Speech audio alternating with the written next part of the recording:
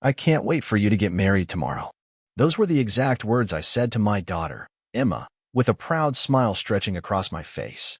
She was glowing in her white robe, sipping her morning tea, and I was already tearing up just imagining her walking down the aisle. That's when my wife, Chloe, looked up from her phone and gave me that smug, casual chuckle that always made my skin crawl lately. "What? The wedding happened yesterday," she said, as if she just informed me the trash had been taken out early. I laughed. Honestly, I thought she was joking. But Emma, sweet, loyal Emma, just turned pale and slowly reached for her phone. She opened her gallery, scrolled once, and showed me the pictures. Everyone was there. My daughter, my son-in-law, David, her bridesmaids, my brother, my in-laws, Chloe. They were all there. At her wedding. A day earlier. Without me. I couldn't feel my legs. My hand shook when I tried to hold the phone. Chloe shrugged like it was nothing. "Guess I forgot to tell you, haha," she said, and went back to whatever the hell she was doing on Instagram. There wasn't even guilt in her voice. Just that cold, hollow laugh I'd grown to despise. The one that told me I was living with someone who saw me as nothing but background noise. I didn't speak. I couldn't. My throat locked, my stomach churned, and I turned around without a word. I left the house. My own damn house. But as I walked, alone, no jacket, no phone, no wallet, just grief tearing me open from the inside out, I began to realize something. This wasn't just about the wedding. This was a build-up. A final punch after years of dodging the real truth. Let me take you back a few weeks. Chloe had been distant. I know, that sounds like every cliché story, but it wasn't just the usual cold shoulder. It was surgical. Deliberate. She'd suddenly started taking calls in the garage, smiling down at her screen like it was texting her the damn lottery numbers. She stopped wearing her ring. She'd accidentally call me by someone else's name. Once she said Matt. "We don't know a single damn Matt." I'd ask her questions. She'd answer with questions. "Where were you last night, Chloe? Why are you so insecure lately, huh? You always act like I belong to you." I wanted to believe I was paranoid. I begged myself to be wrong. I even made an appointment with a damn therapist thinking maybe I was spiraling from work stress. But the truth had claws. One night, I woke up at 2 a.m., and she wasn't in bed. I found her downstairs in a tight red dress and makeup, holding her heels in her hand. "Just went for a drive," she said. "Needed to clear my head." In stilettos? But the wedding, Emma's wedding, was the final straw. Not inviting me wasn't just a mistake. It was a message. You don't matter. And for the first time in 25 years of marriage, I believed it. I spent the night at an old friend's place. Daniel. We hadn't spoken much in years, but the second I knocked, he opened the door and didn't ask questions. Just poured me a whiskey and handed me a blanket. "You okay, man?" he asked. I didn't answer. I stared at the wall until morning. That was when the fire inside me started to burn. Not grief anymore, rage. Betrayal. Humiliation. They thought I'd just vanish. Fade into the background. Chloe thought she could erase me like a sentence from a page. But they made one mistake. They underestimated the man they turned their backs on. And Chloe. Chloe had no idea how much I knew already. Because I'd kept quiet. I played the fool. And now I had time to put all the pieces together and make sure everyone felt the storm coming. She forgot to tell me about the wedding? I forgot to tell her I already installed a voice recorder under the car seat 2 weeks ago. And that wasn't even the start of it. I sat in Daniel's living room, staring blankly at the carpet, feeling every tick of the clock like a needle dragging across my skin. He went to bed eventually, but I stayed there. Couldn't sleep. My mind was buzzing, not with confusion anymore, but with clarity. I wasn't insane. I wasn't overreacting. Chloe was hiding something, someone. And she'd been doing it for a long time. That wedding was just the final slap.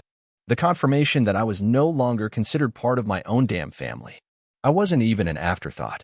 Just a ghost in a house I built with my own hands. Around 5 a.m., I drove back home. The sun was barely peeking over the horizon, and the sky looked like it couldn't decide if it wanted to cry or burn. I parked down the block, quietly entered through the back door. She was still asleep in bed, curled up like nothing had happened.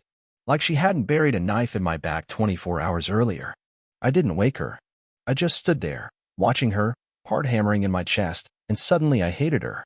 I hated how peaceful she looked, like she hadn't just destroyed the most important moment of our daughter's life. I hated how her lips curled up even in sleep, probably dreaming of him.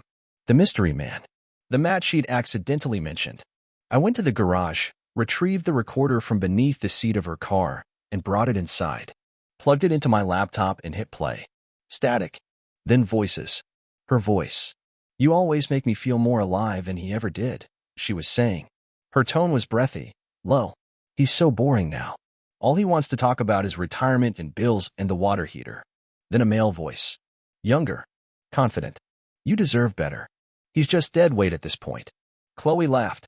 That laugh again. "He doesn't even know we moved the wedding. He thinks it's today." Then a moan. Then silence. Then more movement. More sounds. I stopped the recording. Slammed the laptop shut. My hands were trembling, but my blood was calm. Cold. Focused. Like something inside me had snapped and realigned. She was cheating on me. And Emma knew. Emma let it happen. My own daughter. My baby girl. They'd all chosen him, or whoever the hell he was, over me. I decided to wait. I needed more. I needed to know everything. I set up another recorder in our bedroom and a tiny camera behind the bookshelf in the office where she took her calls. It wasn't paranoia anymore. It was war. And I wanted evidence. Not to yell, not to scream. To end her. The next night, I pretended everything was fine. I came home with takeout, kissed her cheek, said I missed her. She barely acknowledged me. Kept checking her phone under the table. I watched her, studied her. Every blink, every twitch of her lips. "You look happy," I said. She smirked. "Why wouldn't I be? Our daughter's married." "To a guy I never got to toast," I replied, locking eyes with her. She shrugged. "It was beautiful. You didn't miss much." That's when I almost lost it.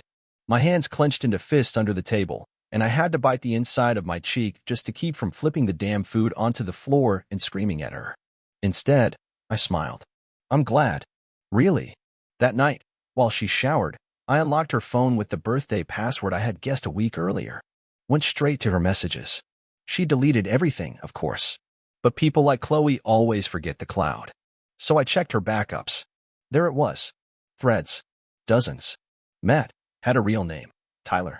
Some gym trainer she met last year when she said she was just trying to get back in shape. There were pictures, too.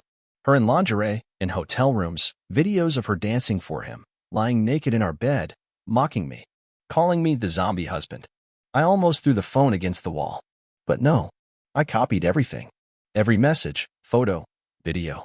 I made a secret folder on a flash drive and locked it in my briefcase. Then I lay beside her that night, listening to her soft breathing, and promised myself this wasn't going to end in tears. Not mine, anyway. She thought she'd won. She had no idea who she was playing with. And the moment I saw Tyler's face in one of those videos, shirtless in my house, wearing my robe, grinning at the camera, I made a vow. He was going to regret ever meeting her. And Chloe?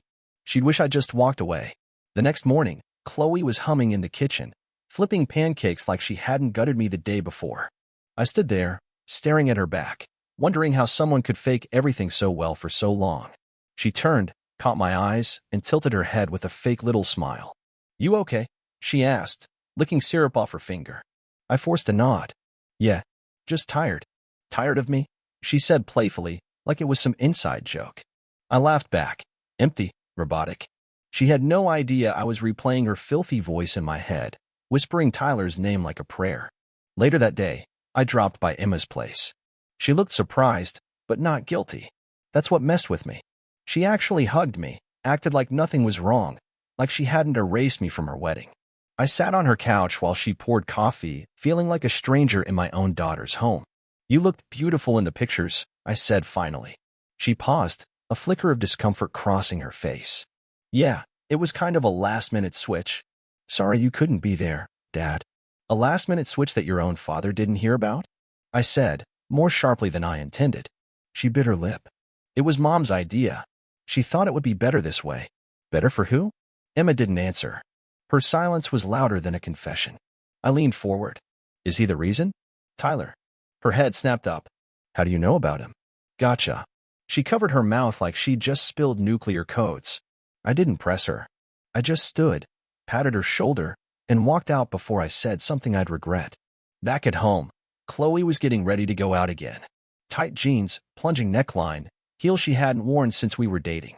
Her phone buzzed on the counter, and she snatched it up like it was a lifeline. "Girls' night?" I asked casually. She grinned without looking up. "You know it." Tell Tyler I said hi. The glass of wine in her hand trembled slightly. She turned slowly, her fake smile flickering. Who? I just smiled. The one who calls you sweet fire and likes when you wear the red one piece. The one you told I was a zombie. Her jaw tightened. You've been spying on me? No, Chloe. I've been confirming. You've been lying to me. To Emma. To everyone. She stepped toward me, anger overtaking her smug facade. You don't get to act like the victim now. You stopped being a husband a long time ago. Oh, I'm the bad guy? That's rich. You never paid attention, never touched me, never asked what I wanted, she hissed. So I found someone who did. Then pack your things, I said, voice low, and go stay with him. She laughed like it was a joke. You think you can just kick me out? I already spoke to a lawyer. Her face twisted. You're bluffing. I'm not. And I'm filing for divorce Monday morning. She stormed past me, muttering something under her breath. Maybe it was a threat. Maybe it was a curse. I didn't care anymore. I waited until the front door slammed, then opened the app on my phone. The hidden camera in the office was still recording. 30 seconds later, she was in her car, dialing Tyler. I think he knows, she said. We need to be careful. Too late for that. That night, I didn't sleep. I stayed up cataloging every file, printing screenshots, organizing folders. I built a digital war chest, something she couldn't twist, couldn't deny. I didn't want revenge. I wanted justice. I wanted her mask to fall in front of everyone she'd fooled. By sunrise, I had everything I needed, and for the first time in months, I felt awake, not just conscious, alive. 2 days later, I served her the divorce papers during brunch with her sister. She was sitting outside at that overpriced cafe she always bragged about, sunglasses on, sipping mimosas like her life was a movie. I walked right up to the table, placed the envelope next to her Eggs Benedict, and said, Thought you might want to read this before dessert. She blinked, confused for a second, then opened it. Her sister, Megan, just stared, mouth half open. Chloe's face turned from curious to pale in under 5 seconds. This is ridiculous, she muttered. No, Chloe. What's ridiculous is you sleeping with your trainer while I was putting together speeches for our daughter's wedding. She stood up so fast her chair screeched. You're humiliating me in public? Just returning the favor. People at nearby tables were watching now, which I didn't plan, but I didn't mind either.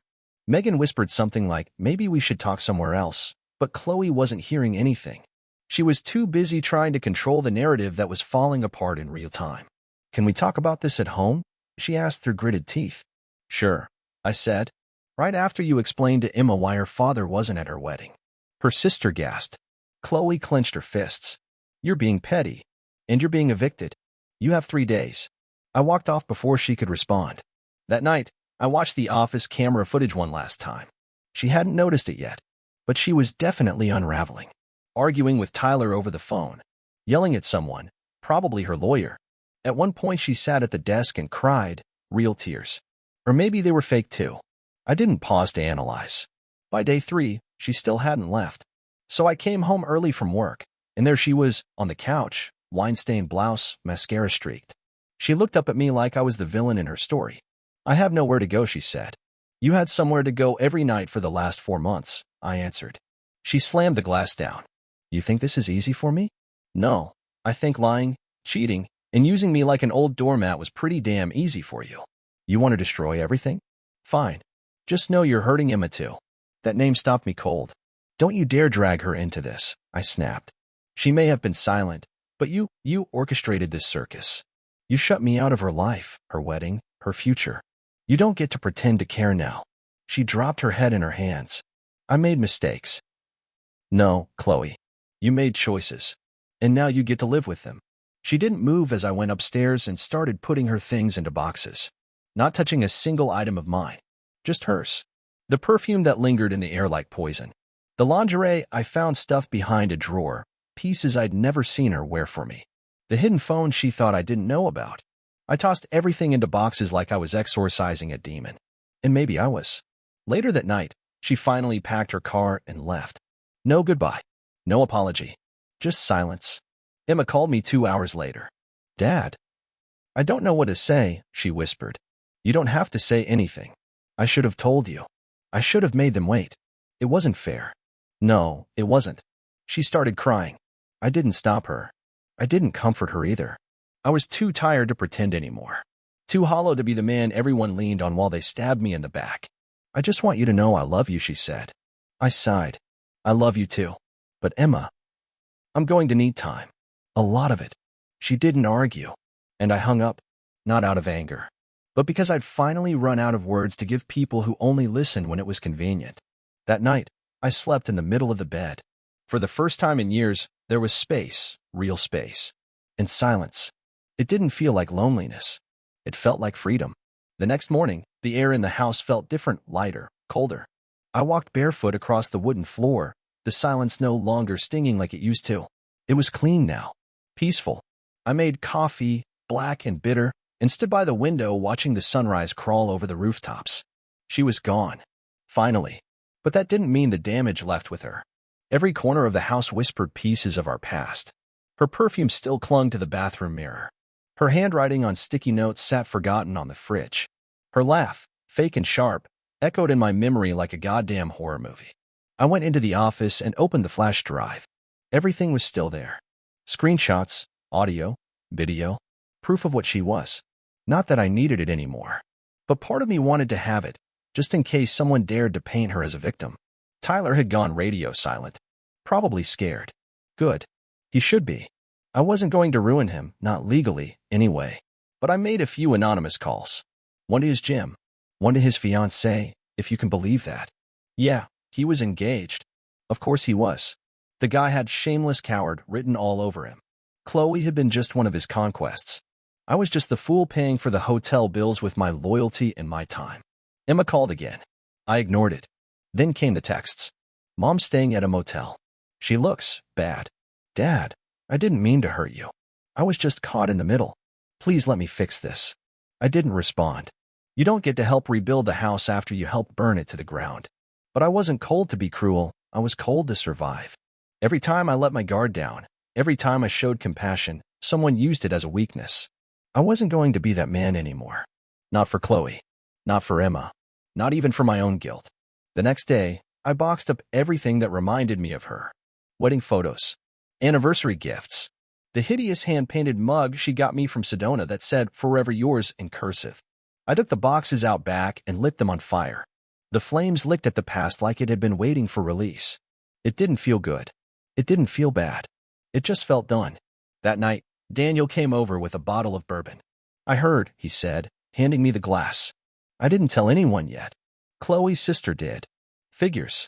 We sat in silence for a while, the kind that only exists between two men who have both bled in their own ways. He didn't ask questions. He didn't give advice. But as he left, he turned at the door. Don't let her make you bitter, man. Let her make you better. I nodded, but I wasn't sure I agreed. The next week, I got a letter from Chloe's lawyer. She wanted the house. Half the savings. Alimony. I laughed. Out loud. Then I mailed my own letter. With photos. Videos. A detailed timeline of her affair, her abandonment, and even her own voice admitting to using our money to rent hotel rooms for Tyler. 2 days later, her lawyer called me. They were withdrawing the request. The silence after that call was deafening. Not one word from her. Not one apology. But I didn't need it. I had my closure. I had my peace. I had myself. 3 weeks passed. The house felt quieter, but not in a suffocating way. More like a wound finally starting to scab over. I'd rearranged the furniture, painted the bedroom walls a different color, threw out the sheets she liked. Every little change felt like a stitch in my own recovery. A way to remind myself that this was mine now, really mine. I still hadn't spoken to Emma. I wanted to. I really did. But every time her name flashed on my phone, I felt that same weight in my chest. Like I was being asked to forgive too soon, to forget too much. I wasn't there yet. Maybe I never would be. One afternoon, I found an envelope slipped under my door. No address, no stamp, just my name in her handwriting. I stared at it for a long time before opening it. Inside was a single photograph. It was me and Emma, taken 10 years ago. I was carrying her on my shoulders at the beach, both of us laughing, soaked in salt water and sunlight. On the back, in Chloe's handwriting, it said, "She didn't mean to hurt you." I did. That was it. I sat down, staring at the photo, the pain bubbling back up through the surface like acid. But this time, it wasn't anger. It was mourning. Mourning the version of my life I thought I had. Mourning the woman I used to love. The daughter I thought I raised in a home that meant something. That night, I finally picked up when Emma called. Her voice was small, nervous. "Hi, Dad." I didn't answer. Just listened. "I know you don't owe me anything. I know I stood by and watched everything fall apart. But I just want to see you. One coffee. Please." The old me would have said no. Would have hung up. But the man I was becoming, the one who'd survived the wreckage, he didn't want to live in isolation. He wanted healing, not revenge. Tomorrow. 11. Java House. She exhaled. "Okay. Thank you. Thank you." I hung up before I could say something soft. The next morning, she was already there when I arrived. Sitting at a corner table, hands wrapped around a mug like it was holding her together. She looked older than I remembered, older than a girl should at 23. Guilt will do that to a person. She stood when she saw me, but I didn't hug her. Just sat. "I'm sorry," she said immediately. "Not just for the wedding. For everything. For letting her turn me against you. For believing her version of things without asking you." I nodded. Let her talk. "She told me you were angry all the time. That you didn't care. That you didn't want to be involved." I blinked, feeling my throat tighten. "And you believed her." "I wanted to," she whispered, "because it made it easier to forgive her." We sat in silence for a moment, the kind that hurts more than any fight ever could. "I should have told you the wedding date changed," she said, tearing up. "I should have called you that morning. I looked for you, Dad. I did. I kept waiting for you to walk in. You let her erase me." She nodded. "And I regret it every day." The anger didn't come. Just exhaustion. I didn't have energy left to hate. "I'm not perfect, Emma," I said. "But I was there. For everything. School, scraped knees, the time you had a panic attack before finals. I was always there. And suddenly I wasn't even worth an invite." She sobbed quietly, wiping her eyes with a napkin. "I'm not asking you to forgive me now," she said. "I just want a chance to earn it back." I finished my coffee. Then I reached across the table, placed my hand over hers. "Start by showing up." She nodded. She would. And for the first time in months, I didn't feel abandoned. I felt seen. It wasn't a victory, but it was a beginning. The weeks that followed were slow, uncertain, but oddly calm. Emma started coming by the house on Sundays, usually bringing pastries and stories about work, always a little awkward, like we were both learning to speak a language we used to be fluent in. But I appreciated the effort. I could tell she was trying. And I was too. We didn't talk about Chloe much. We didn't need to. Her absence hung in the air like the scent of smoke after a fire, faint, but impossible to forget. One afternoon, Emma and I were repainting the hallway. She picked a soft blue, said it reminded her of the beach house we used to rent when she was little. As we worked, she asked, "Do you ever miss her?" I didn't look at her. Just dipped the roller into the tray. I miss who I thought she was. That was the honest truth.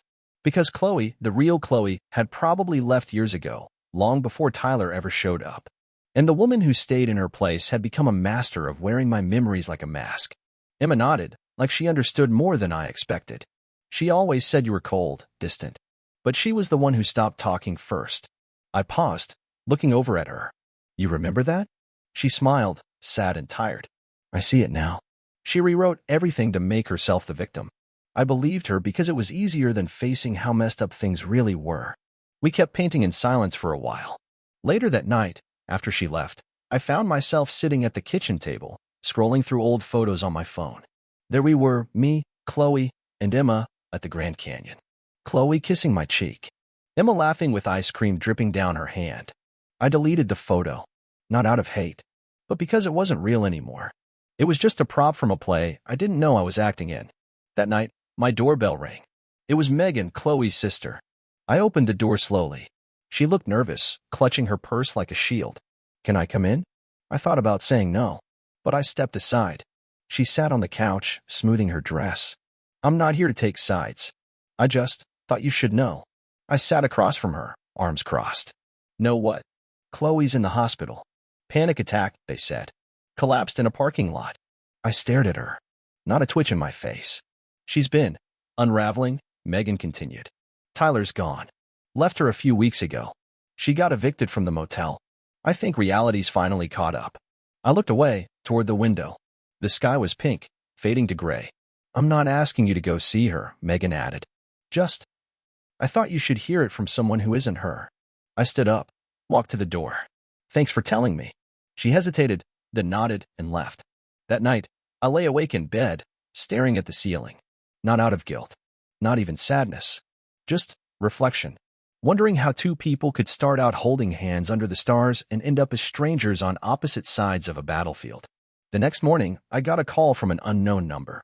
I let it go to voicemail. It was Chloe. Her voice was hoarse, barely above a whisper. Hey, I know I don't deserve it, but I just wanted to say I'm sorry. For everything. You didn't deserve any of it. I don't know who I am anymore. I hope someday you can find peace. She hung up. And you know what? I already had. It was a month after that voicemail when I found myself sitting at the lake we used to visit every fall. Chloe and I had carved our initials into one of the benches here, long gone now, probably sanded down or painted over. Good. It didn't mean anything anymore. The water was still, mirror-like, untouched by the chaos that had torn through my life. I sat there for a long time, breathing in the silence, letting it settle into my bones. Peace didn't come like a sudden sunrise. It came in pieces. Small moments. A slow shedding of everything she left behind. Emma was doing better. We were rebuilding something real, not the polished father-daughter image Chloe used to parade at parties, but something quieter, more honest. She still carried guilt in her eyes, but I didn't need her to carry that forever. I just needed her to be here now. Chloe never called again. Part of me wondered if she'd finally disappeared completely, moved, changed her name, maybe tried to reinvent herself in someone else's story. But I didn't look. I didn't ask. I didn't need to know. Because this, right here, was the end. Not dramatic. Not explosive. Just me, alone, whole, and not haunted anymore. What did I learn? That sometimes, the person you love the most is the one who will break you the deepest.